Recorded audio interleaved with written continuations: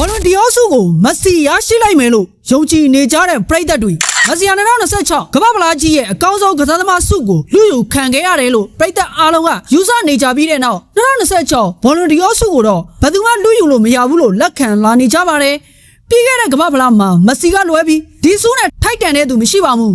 မက်ဆီလောက်ပြခဲ့တဲ့အရာကအသက်39နှစ်အရွယ်လူအောင်ကြီးဟော်ရောဟောရဲ့လားလို့တန်တရားတွေထပ်ပေါ်လာစေပါတယ်မက်ဆီရဲ့နောက်ထပ် prime time တစ်ခုကိုထပ်တွေးလိုက်ရတယ်လို့ပါပဲဒါပေမဲ့မက်ဆီအတွက်ဝမ်းနည်းစရာကောင်းတာကကမ္ဘာဖလားကြီးကိုလက်တကယ်လိုမှလွဲချော်သွားခဲ့တယ်လို့ဂိုးသွင်းအများဆုံးရွှေပန်းစုကလည်းနောက်ဆုံးချိန်ရောက်မှလွှဲပြောင်းပေးခံလိုက်ရပါတယ်အားလုံးကဒီကမ္ဘာဖလားရဲ့အကောင်းဆုံးဆုကိုတော့မက်ဆီရလိုက်မယ်လို့ထင်နေကြပေမဲ့လက်တွေ့မှာရိုရီကအအားအသင့်ပွဲရရှိသွားပါတယ်ဒါကြောင့်ပဲပရိသတ်တွေကဒီကဘောလုံးဒီအောစုကိုတော့မက်ဆီကလွဲပြီးဘယ်သူမှမရနိုင်ဘူးလို့အခိုင်အမာယုံကြည်နေကြတာပါမက်ဆီဟာအင်တာမီယာအသင်းနဲ့အတူအရေးကြီးဆုံးအမတ်ပေးဖလားကြီးကိုပါရယူထားတဲ့အပြင်ဒီဟာဒီ49ပဲကစားပြီး45ကိုသွန်း32ကိုဖန်တီးထားတဲ့အားအသင့်ပွဲဆွမ်းဆောင်ရည်ကိုပြသထားတာပါဒီတခါမှလည်းမက်ဆီတယောက်ဘောလုံးဒီအောစုကိုလူယူခံရအောင်ပါလား